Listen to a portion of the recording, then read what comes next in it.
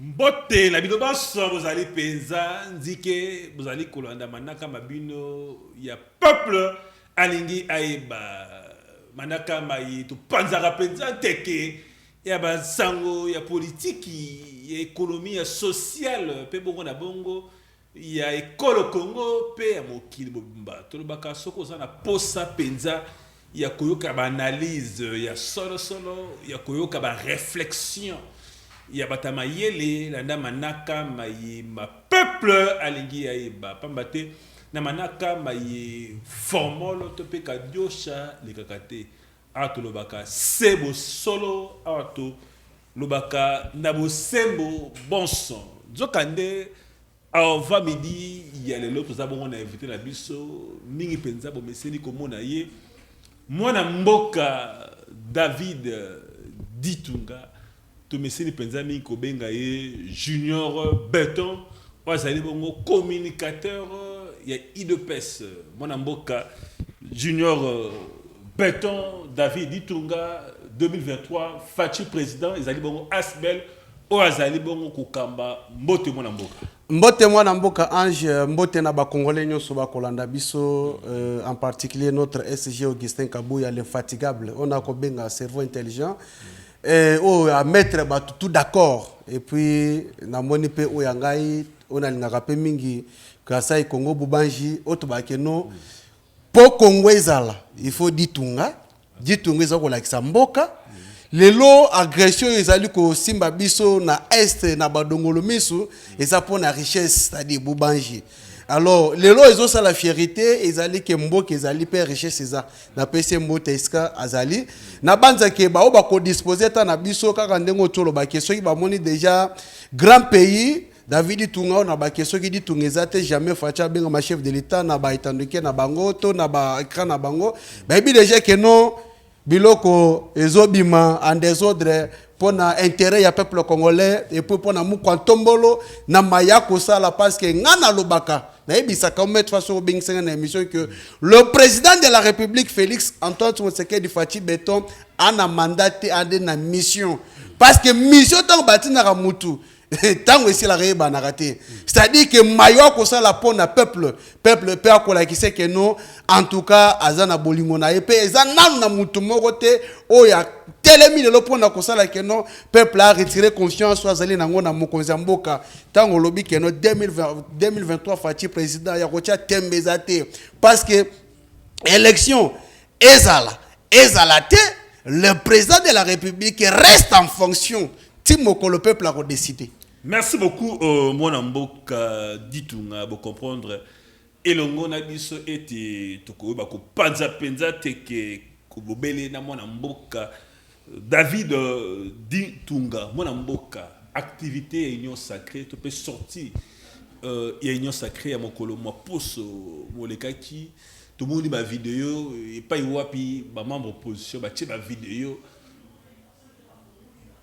président Bemba azali bongo boko ba président ya union sacrée azali koloba stade pour lele tout moni mwana mboka epenge achaki vidéo na page na ye tout moni bopoza ba tie makelele ba lobiete ba imboka tango ba zumo solo ba zogi bandako stade tirali pour lele moto koyoka discours ya union sacrée azala kité yo zalaki na kati ya activité lina elakaki lolenge kan matono mingi na question tuni mwana mboka na banza ke omone soki toko beta masula Congo totika kokotisa ba comédien na kati te parce que oyebi batu mususu lelo ba prendre comment ko kata suki kaka tango chef de l'état comme président de la République Félix Antoine Tshisekedi c'est-à-dire lelo à prendre bango comment ko prendre soin ya bango moko ya liboso na kopesa na nous merci mingi na peuple congolais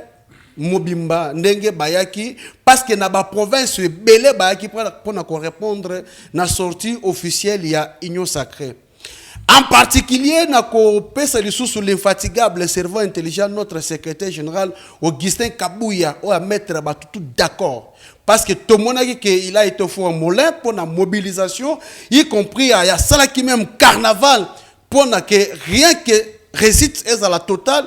Na suite il y a sortie officielle il y a union sacrée Koloba Keno, moi, Namboka Jean-Pierre Mbemba. Mais moi, je vous dirais que à 92%, toi, 90%, bon, bazaki na stade de Mathieu, bazaki combattant de l'IDPS. Oh, moi, Namboka. Mais je vous dis, c'est que vrai. Na lobby, l'IDPS, t'as juste une poignée. Na lobby, na Tikaliwana, Batorotaki, FCC, Bakataki, na Union Sacrée. Nazoye Bisayo, que à 90%, bazalaki na stade pour la sortie officielle de l'Union Sacrée, ezali ba combattant de l'IDPS. Nako kende musikate. Nako tanga komboka mutumoko. Excellence F Bazaïba. N'est-ce pas, Azaki a eu l'IDPS? Nako yi kopesa lisusu exemple mususu. Oyo lobby, moi namboka Jean-Pierre Mbemba. Era sali MLC, a lobby que Mouvement Libération Congo. Pourquoi? Parce que à mon qui arrivé il y a Musée Laurent Désiré à côté, à la tête, il y a chef état-major général à Mapinga Nabiso, à TDMC Kabarebe, à l'obé qui est il faut qu'on lutte contre les antivaleurs. Et puis, côté les Melapé, qu'on fait asseoir à la démocratie. C'est-à-dire que c'était déjà une lutte au UDP Sabandaka avant que MLC votama. Moi, je dirais que non, Ezali déjà récite au peuple, Mobimba Balakisi, na Mokonzamboka, et que Bazali na confiance et puis bako pesa ye majorité et puis bako pesa second mandat par rapport à la constitution mais on a benga que mission et kozala na ino parce que bato belé ba comprendre raté na Congo madame boka na ko biso que degra bolingo bato pesa ka fati beton ko risquer que tozala l'autre tozana président sénateur à vie le lopeto comme na président à vie. Oh, mais je vous dis c'est que vrai. Et ça, on m'a dit combo ya Tshisekedi. Bah, de poser question na mandat na bilan nini. Oh mais bilan est largement positif. On m'a dit bateau ba ki stade. Et ça bateau ba vanda ki na lemba yimbu, bazaki privé na mai. Sous leadership en Mokonzambo ka Félix Antoine Tshisekedi, ici ne koti kuna ya mai. On m'a dit bateau bateau na stade. Et ça bateau ba vanda ki na mise en zone. Bazanga ki mai. Mais premier module les awana pona ko pesa auto kena ko participer avec chef de l'état pour l'inauguration nango ba pe ba zumai le deuxième module kala mingi te zali kosila au moins ni bato atonda ki stade ezali ba étudiant sous leadership ya régime passé ba ka valeur ba étudiant mais le lot trans academia et pesa meli bango à travers Félix Antoine Tshisekedi au moins ni bato batonda ki stade ezali ba enseignant au basala qui mal payé. Mais les lots, basali ko toucher salaire na bango, y compris gratuité de l'enseignement. Au moins ni bateau ba stade, et ça bateau oyo, parce que bateau bazanga ki kune zaka ka ba soda. Parce que la police devrait être là pour nous assurer sécurité à la population, pour nous éviter dérapage et autres. Mais bateau bazanga za ba mapinga. Moi ce que bateau tout ce stade, basi bana ya mapinga. O ba mona ki régime passé et yebaka na ninga ko pesa importance. Na mibali na bangote nazali ko démontrer bato nsaki stade moi na boka question la relation bien que stade tout daki est-ce que ba ki pona mkanyaka te pona mosolo te pona mbongo te na ko yebisa yo boy na ko ya na mutuna wana omoni bato nsaki stade ezali bana ya soda basha ba soda o ba yebaki ke régime passé et pesaka et ba comment ko valoriser mbali na bangote na etumba to na engagement bazu pona ko défendre l'intégrité territoriale ya mboka na biso. Les lots sont na colonel Kantiachi. Les lots soldats na biso ezalaza blessé de guerre, aza kozala mieux soigné. Pas de question, ya kozala évacué à l'étranger. Y compris les Congolais que nous sommes. Ça dit que ceux qui les lots aux huiles malades, aux alliés, kozala mieux placés pour nous conseiller aucun de vos traitements. Mais quand vous dites que Batubaya qui stade des apona kanyaka nous à l'UDPS dans une formation on a été. Tu es bien côté. Moi, Namboka, je vous dis ceci. Même après 30 ans, ceux qui le laissent dans Moutumoko à Botami, et qui ont la meeting selon la vision et l'idéologie, il y a 5 de limiter Bessengane Mkangokoba et Tiensegada Moulma de Rez Mémoire, Naoko Bissos toujours au la plein. Parce qu'il nous a quittés physiquement, mais en esprit, il est avec nous. Donc, c'est-à-dire que vaccin Bissos au soin, il y a qu'à défendre, il y a qu'à s'opposer à l'antivalère. Licence, gaz, lacrymogène, toko banga yangote, et je crois que biso tout c'est un carnet déjà 4 na biso, même ata lelo lobi que non, mu kwantombolo aza isika songolo pakala même zo senga to beta makolo. Ndo moni bato baton sa ki stade. alors bato ba koloba keno ba musuba koloba 15 millions ba musuba koloba 600 15 millions elle mais c'est ce que j'ai dit et bimi karabou mais moi na mboka il faut to sunga peuple congolais ba kolanda biso chaque parti politique ou bien structure ONG et vivaka toujours na contribution à ba membres. Est-ce que ceux qui partis politiques sont ngolo pakala et songer malamu pour na ba membres tout soit moyen de déplacement ils allaient soum. Combien de partis?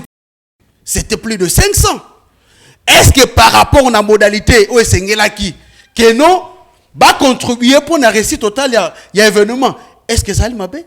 Ndeko omoni batu ba ko beta discours wana ba bandaki kozela ke stade de beta mpiaka baya ko balo bakeno omoni ba bengisi batu bayete pona ko lakisa keno baza susu na confiance à chef de l'état te peuple yemoko alakisi bao badongolo miso na ba demi Dakar non solbi keno ya biso yeyo Félix Antoine Tshisekedi Fati Beton nzala te toza toujours na ye parce qu'azali ya biso. Oui, que le lot congolais pour se sentir à l'aise. Moi, bateau à ton stade. Ils ont le lot que nous bateaux ça la marche.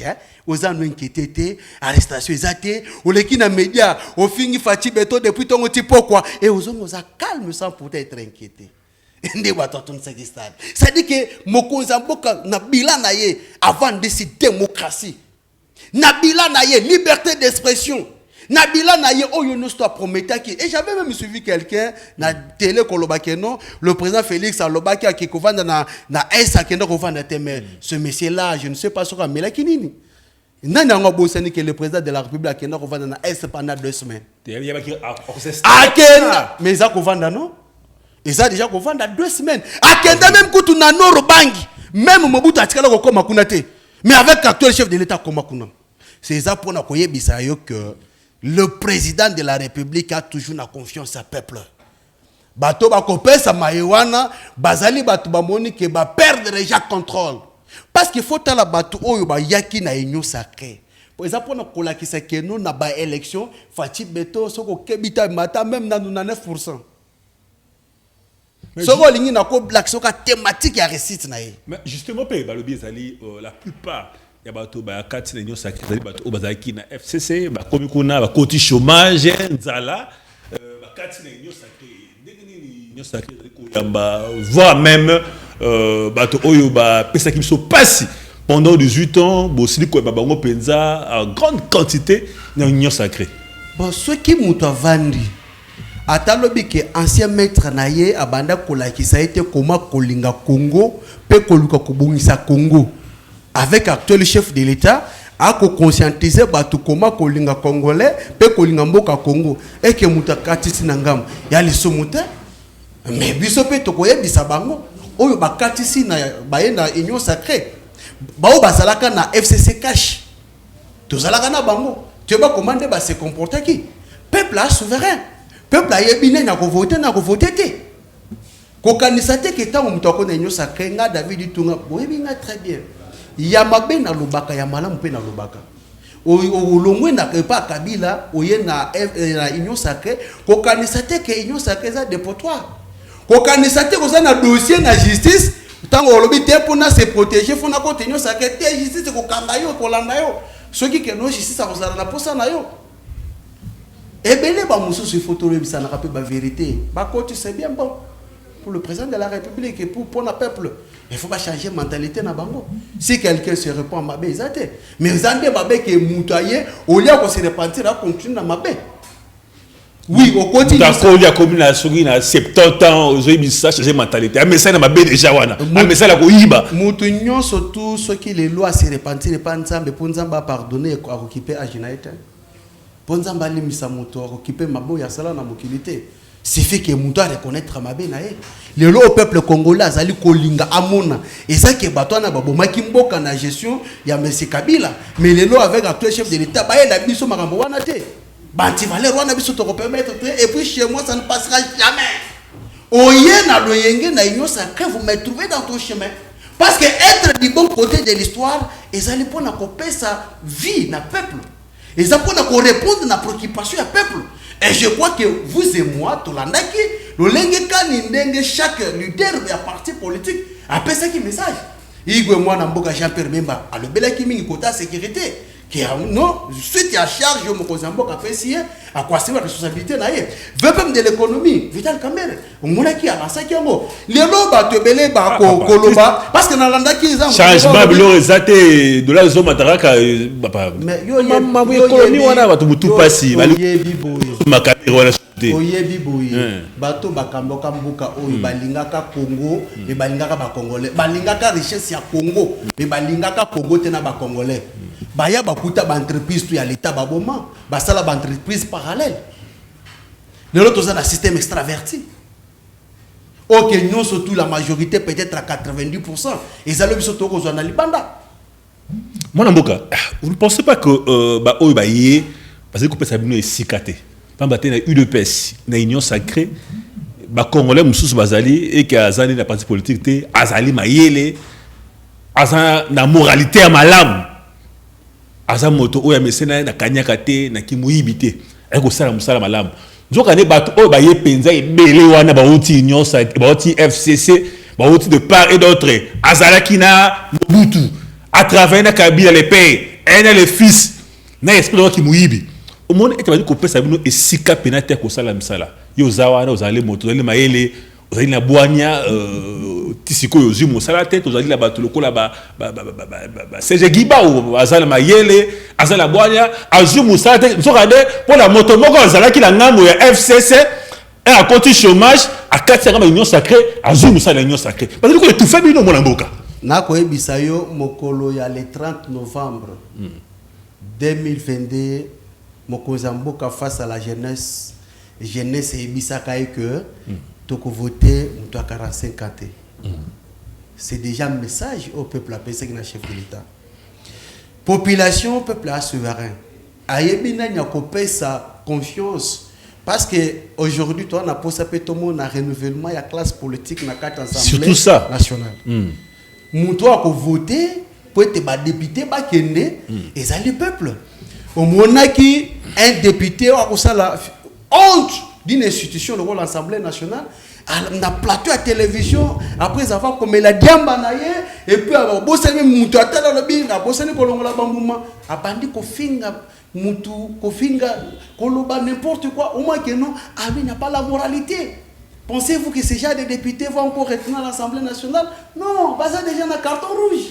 Ba député basalara akimi ndaka bina ndako makele la bana ake na boîte de nuit DJ Matsa musique mais ba congolais batambola kati ba ebi banani bazana moralité na bana bazana moralité te les congolais seront devant leur propre conscience il y a qui donner confiance n'est pas donner confiance parce que Assemblée nationale en 2023 et quand on na bilenge au bazar na makilanda au bazar na vaccin il y a détournement te au bazar na vaccin il y a destruction te. Parce que bateau kotanga wana o balongwe PPRD o balongwe FCC mais PPRD botamitan Kabila déjà na pouvoir contrairement avec il dépêche ça dit que nous même les hommes toyé awa hein ameka peut-être koloba pour na utopie ça vous a un peu d'arrêter parce qu'il a dit que fille aînée de l'opposition et elle est parti au pouvoir parce qu'il dépêche c'est ça les patrimoine na congolais nyonso. Il y a un abisso qui est dans le stade, à 90% de combattants. Alors, pour la Makambo Italie, Bango, peuple ne m'a pas dernièrement. Parce que même le président de la République, soit qu'il a voté dans la présidence, voit les accords, a voté d'été. À qui la députation nationale a voté, a voté d'été. Même dans la provinciale, mais on est ça la question député les cas et est-ce que le reste à pourcentage il y a population comme là ça va dire que non wana toyebi parce que nous connaissons aussi il y a des gens qui côté pays union sacrée mais tant que nous n'a pas perdu balanda qui mot d'ordre na bango koloba que non bazwa basa roleté mais comme on a ya côté le que non je suis dans l'union sacrée je vais donner la majorité mais là c'est biso cas d'électeur nao. Merci beaucoup mwana mboka tuzali kokoba manaka mabiso to pesipela mbote ba base na biso nyonso kuna tomboni na lemba super na base kuna na commune maison communale le secrétaire Izo Mulundu mbote na yo kuna na base peuple alingi ba kuna penza na lemba terme ça va balancer le modiri Rachel Mbote na yo esika ozwami mwana mboka to me kobeta muke masolo etali bongo la loi dite le père et le maire congolais balubi bozali ko banga Moïse Katumbi ya kosakana te union sacrée surtout UDPS bako banga Moïse Katumbi vraie raison oyo UDPS akotindika na tcha nating pour na sima ezali pona ba invalidé mandat to éligibilité ya Moïse Katumbi pas battre ceux qui Moïse Katumbi aleki akuso a risquer de compliquer Fati Beton matondo mingi mwana mboka ange question tuneza kitoko makasi mais ko bossa na teke baloba question ki babwaki libanga na molili o akocha avec les juillet qui se sent piqué connaît l'affaire mais loi wana balobi loi de la congolité mais na moni eska moko te balobi ke loi de Moïse Katumbi o a proposé loi c'est un congolais o a azui charge wana eza Congo. Les lois qui ont été les solos, il y a France, États-Unis, c'est parce qu'il y a des lois où ils allaient copier dans la carte de France, où ils ont ça qui nous une grande puissance. C'est à travers des lois. Et les nations pour ils allaient ma casse, ils allaient respectueux, ils allaient grâce à Mibeko. Oyebi batubele bakoloba kendengo koloba wana. Mais moi na mboka ndenge c'est na PC programme boui. Loi nous surtout discriminatoire. Les lois pour être postulés dans la députation nationale, il y a des conditions. Peut-être ceux qui ont 7, mais au coup, on a moko kokito sani. Okoi. Même attendre la présidence de la République, et ça n'a moko ba caution $100,000. Okoi ko remplir ba condition nous ceux qui mbonga les até $100,000 au poser candidature na yote. Moi na mboka, loi nous surtout est discriminatoire. Les lois pour être yo autant dans l'école catholique, il faut ba boti na yo bazala ba des pères et des mères catholiques. Moi, Namboka, loi, nous sommes des discriminatoires. Les lois, pour être au cardinal, il faut la créer dans le Vatican. Mais, nous avons que cardinal honoraire personnel, à l'expérience de la Kinango, arrivant même à diriger 5 pays d'Afrique, et pouvait aussi être pape, devenir pape dans le Vatican. Et Bataba, il y a déjà discrimination. Mais c'est biblique. Les lois pour défendre cette loi. Tous la Bible. Mais il y a la loi.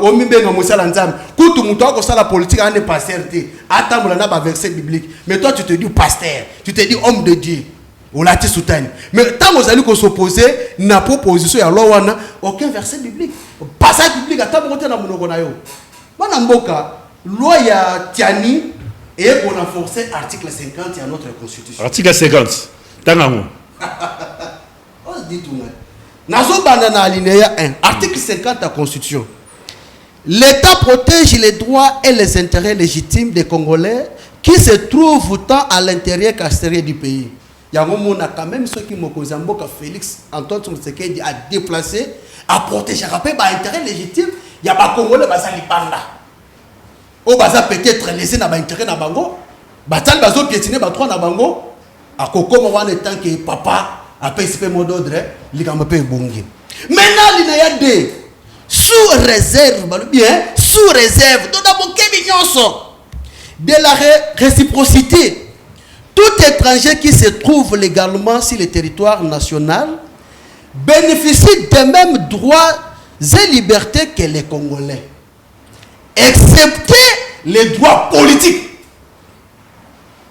Donc tu peux tout faire quand tu es un étranger, mais sauf la politique. C'est-à-dire que non, tant au moins Namboka Vanda Lobby, pour la confirmer cet article 50 dans son alinéa 2, et c'est ne peut pas proposer qu'il n'y a pas de poste de souveraineté. Président cité. Soko lingo comme président Fekofa, comment na yo? Oh, Fekofa, mon ami. Soko lingo comme ministre à sport, comment na yo? Par rapport il y a balobi était loi bien que ça loi a toujours mais loi est beaucoup plus pour le cabo là mais quand Moïse vient mutalobi be akoloba na yet yo mon frère tous à la paix claire to vandi mutalobi que non un jour ceux qui alinga ça la retraite na yé à préférer ça au Maroc. Mais ici, il veut devenir président de la République. Vous prenez des Congolais comme... Est-ce que vous ne pensez pas... Non, je répondre à vous. Est-ce que vous dit d'abord que non, dans la maison civile, il y a chef de l'État, président de la République. Et ça, na bateau, c'est toujours base à la protéger. Il y a un moni article 217. 217. 217. Il faut la réviser. Oh. Oui. D'ailleurs, l'article au monde que ça la ngambo il y a bino kuna boye. Ouais, ça bien. L'article au monde que non et que la ngambo mususu faut la réviser.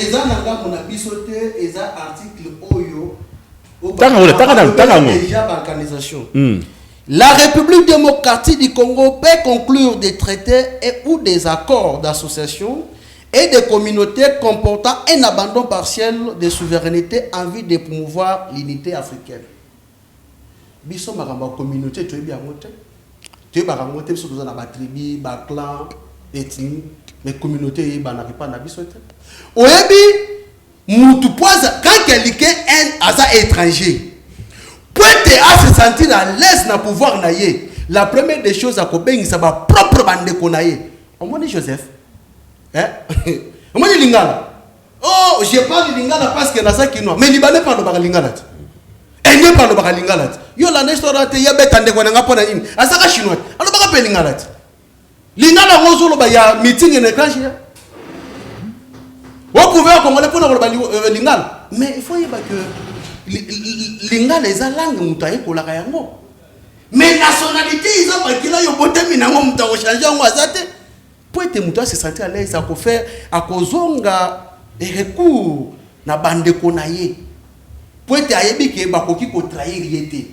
Maintenant aux alliés zambiens ou bien aux camerounais au comme président de la République pour te sentir à l'aise au ça les recours na bande ko no ba camerounais. Ba ko ya wana. Oyebi tant bato vendre bazo beta le solo. Soko moni bato mi balé ba bendani moko atikali intention zali bato nganga. Ça dit que cette réflexion est une déjà mutuna mabe. Est-ce que ba que Judas ateka Jésus qui ça de père et de mère. Tala ba disciple nous balandaka Jésus. Bazar ba Galilée. Mais Judas a Galilée. Oh, mais tanga Bible. Surtout toi tanga Bible. Mon mboka mo mizolo bana. Tanga Bible. Judas ateka Jésus. Azaka de père et de mère. Ndeko, nako ebisa li kamba de père et de mère, ezali kambo ya conscience ya congolais face à la conscience. Parce que ezali li kambo to soutenir. Et d'ailleurs mais ça risque à ton déclaration, il y a quelques notables de Katanga, le biété, ceux qui va saler va vantir l'année les qui Katanga ou Katana. Bien que tu connais la déclaration ils ont une tendance na sens ya ko Balkan Zembo quand ils appellent ma makasi mais du moins on a une déclaration il y a beaucoup ba notables Katanga ba qui non loi ne ko les katé ceux loi ne ko les ba pas Katanga et Kabwani. Déclaration wana erinde ko na sali yango. Webite ke ezali insulte na bande ko na biso ba kufa na est. Oti le loba malgré ba ko subir ba tuerie mais batikala jamais ko déclarer indépendance. Batikala jamais ko déclarer que balongwa na Congo ba toujours ko subir ba ko kufa. Ndeko Katanga eza moko ba province nanga parce que naza congolais. Mais faut y bango loko moko.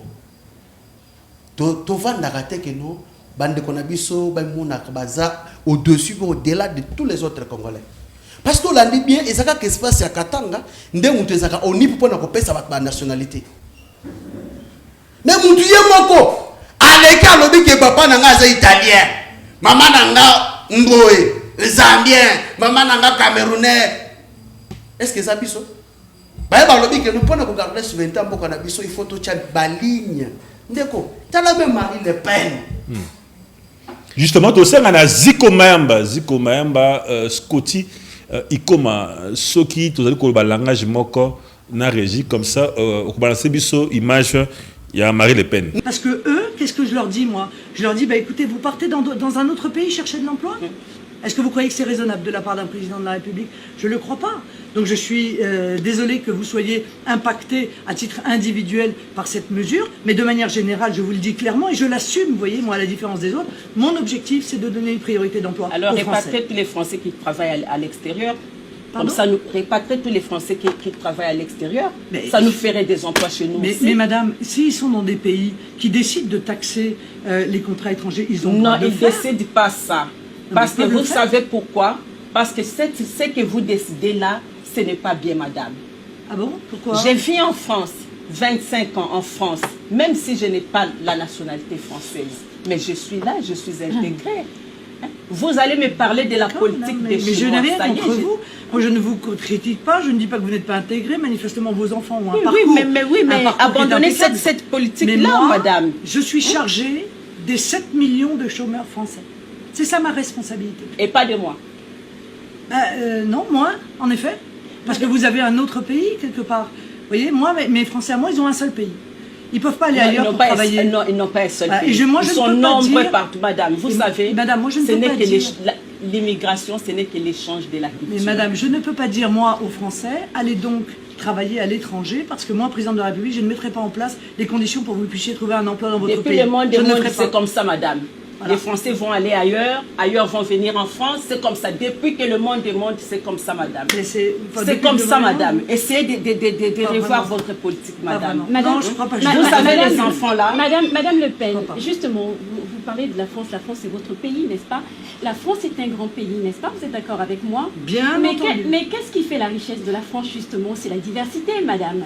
Non, c'est la diversité. Non, mais, madame, ce qui fait la richesse de la France, c'est sa culture, c'est son histoire, c'est son peuple, c'est son patrimoine architectural, littéraire, musical, ce sont ses chercheurs, c'est son génie, c'est sa puissance internationale, c'est tout cela qui fait encore une fois la France. Mais justement, lorsque vous parlez d'international, je vais vous prendre d'exemple, justement ce qui fait la grandeur de la France.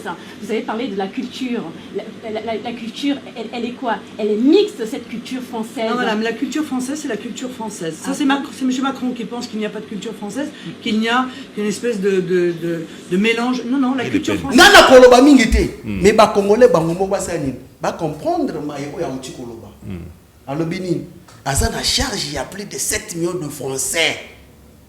Oh yaza cause charge de souci na bango. Alors bini, si le France ezali makasi, eza pour la histoire, eza pour la parcours, eza pour la culture. C'est idem aussi aujourd'hui avec nous. Et c'est un peu plutôt barré. Route na étranger pour limiter ce qu'il peut faire. D'ailleurs, l'article 50 des alliés interdit. Déco, elle va marcher salamine en France pour la réforme et la retraite. Je n'ai pas vu un Camerounais, je n'ai pas vu un Gabonais, je n'ai pas vu un Congolais, je n'ai pas vu un Russien ou bien Ukrainien. Qui ça va français qui est bon qui t'en a balabala pour la réforme et la retraite. Ezaki et les Cambodgiens li kaba français. Et le nga congolais conscient que je suis. Nebi ke mutu oyo azani na makila na biso. Abotata na ndeko na biso te. Ata même par accident, ata zemi accident kotate. Na vandi pena na ndaku abengi sanga keno nabi mana balabala na tambola au peuple la ko souffrir. Yes, ya makila na biso. Merci beaucoup, Mwana Mboka, Toko Kuba Manaka, Mabiso, Boza Penza. Ndike, Bokolanda, Mwana Mboka, Junior, Béton, vous allez beaucoup communicateur. Il y a une peste, c'est que ça la analyse par rapport à l'actualité. Mwana Mboka, vous allez qui awa, Bikolo Melekaki, vous dénoncer comportement, topé et zaleli. Il y a gouverneur, il y a Kasaï Oriental. Zokande, IGF, Asili, bloqué par compte il y a gouvernorat ceux qui tous allez koloba l'engagement na régie comme ça balancer biso lettre IGF et puis wapi asili ko bloqué par compte ils sont il y a gouverneur topé à gouvernorat il y a Kasaï Oriental. Mwana Mboka, qu'est-ce qui fait que Bobelena province natale province d'origine il y a Mokonzi ya Mboka to komona qui mouibi détournement et ko salema. Or, vous allez qui censé quoi accompagner mon Konzamboka. Donc il projet à l'université détournement avec qui mobena prof Kasaï Oriental. Alors sous IGF assis ko dire. Par contre, il y a gouvernorat Kasaï Oriental pour na amoni il y a ba élément moko zaki mafieux na Kasaï Oriental. Mwana Mboka osala maloba. Maintenant, mingi mwana mboka Ange, na pense que Kassai Oriental reste de ma province natale. Ah, yopé, hein? Ce qui n'a kolobela Kassai, c'est parce que ils allaient quoi ba province, il y a RDC. Ok. Batebele, bah ça la confusion. Il y a entre, bah pour arriver que ça la différence c'était entre la confiance et la vision du chef de l'État. Ok. Parce que ce qui est l'autre dérivé vision, tu recoutes vers le voir. Vers le voir, c'est l'homme au Kozamboka, il a que population aliamala, population amelama et kitoko, population ezala bien, population a toujours dans des conditions ya kitoko. Maintenant, dis à confiance. Lorsque le président de la République a payé sa confiance, ce qui t'a limité de critiquer mon confiance, il faut donner le meilleur de vous-même. Autant de vision mon Kozamboka, au lobby que suite à responsabilité au chef de l'État, Pessinga étant que représenté dans la province et Sengelena appelle un programme provincial. Yangwana na kopé samu kontombolo matondo mingi. Parce que bah projet nous soutien comme ça la Manakasai. Ils allaient toujours bah projet au programme il y a présidence de la République. Quand on parle de l'incompétence et de la mauvaise gestion, cela ne veut pas dire que je suis contre l'actuel gouverneur. Non, non, depuis il y a un programme provincial où il y a PSAT. Et d'ailleurs, à diriger même province par défi parce que la majorité des Congolais à Kassai, bah ça la confiance n'a été. Vous pouvez imaginer que vous êtes un gouverneur, oui, na kati ya réunion na cérémonie songolo pakala, ozo pesa batumbo te boye muntu pas okipote. Mais si moi j'étais lui, j'allais démissionner. Parce qu'il faut diriger la province en étant, ou bien ayant la confiance de la population. Mais lorsqu'une population ne vous donne pas confiance, c'est que les autres pensent. Donc, bateau ba bibi saka province wano. Yo ozu bango comme si bango ba conseiller na yo. Est-ce que ça pour aider yo diriger la province malade? C'est pas pour vous aider. Et ça pour nous conduire en erreur. Les lots, ceux qui vont à l'hôpital et Tongami, à l'université Tongami, j'étais dans la cassette, on a ça va vidéo, programme nous soit les alliés, programme la présidence de la République. Lutte contre l'inégalité sociale et la pauvreté. Tout le monde a bandé alors, je crois que la décision est bonne, mais quelque part, ça a touché l'impact de la vie sociale de la population. Parce que la province souffre déjà, mais elle va sanctionner un mois de salami et qu'on peut toucher la société la peuple. Mais à mon humble avis, si c'était moi, l'actuel gouverneur, j'allais démissionner pour garder ma dignité. Parce qu'au moins dans la province, nous avons un mouvement, même en marche pour soutenir le chef de l'État. Il y a ça la remontée. Pourquoi? Parce qu'il y a l'autorité, ça va diriger par défi. Il faut la même morale de la population. Ndeko, je ne m'éterai jamais pour Babina Kassai Oriental Nzala kuna moyen to zale kuna banzela mobulu masangu te zaku pété voire même délégation il y a gouvernement qui ko tambola kuna bien que ça critiquer makasi qui ko tambola Zambie tina Afrique d'ici pour ko luka masangu o awa to zana ba plateau de bateke to zana ba terre arabe là et bébélé autre ko luna masangu parce que batobeli bakolo bakedi to na parle mais ne propose pas. Au commis gouverneur à Kassai, il faut que nos places va prédécesseur dans bakoya kizawa wapi. Ba usine o eko permettre que diminuer taux de chômage et kangamaki au sali appel na bakolo usine. On négocie na bango. Ceux qui ba taxe bango batela ki keza likolo sani o kitisi yango. Management ya kitoko et salamu. Autant que non majorité bande konanga ba bima Kassai bazokumba ba moto bazobenga bana ba province pour ba wewa parce qu'il y avait la crise tout comme ça. OK manzala la Kassai pas moins. Oyo otali. Olobi que qu'est-ce que je peux faire? Bandeko. Toko ko se basé kaka na diamante. Parce que Mokozambo quand même na pouvoir na ya bête toujours cette lelo quoi. Ça dit que nous devons penser na sol. Voilà, on a une revanche à sol sur les sous-sols. Ça veut dire que Tolona. Mais tout ça dans le quad. Oh, ici, quoi, Pessengel, Kosala, Bilanga. Mais il faut présenter un programme louable. Pour permettre le financement du gouvernement central. pouvez que banché kota. Mais ce gars qui dit solo, qui dit solo so fait il y a maman. Oh y a comme si que aujourd'hui on récupérer retard il y a 40 ans ya makamurata na vie. Nous sommes à point de faire souffrir la population au niveau de la province. Non. Comment c'est pélateur? Il faut construire aussi là où vous dirigez. Idée au PSI, ça va de pair, une idée, Europé ça peut être gouvernement, ou Bakiko Luka Massango, na Zambie, de part et d'autre, idée des mots bien pénétré, l'on a beaucoup plus d'écoles Congo. Vous savez une chose, il faut tout le monde rappeler vérité. Au moins, il faut continuer à créer, et nous, le bâté que nous sommes tous à toujours c'est ça. Non.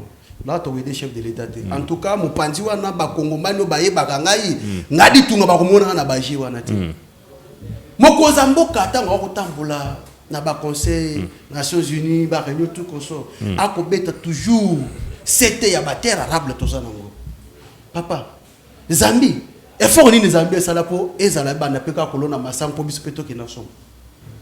Appliquer cette technique agricole.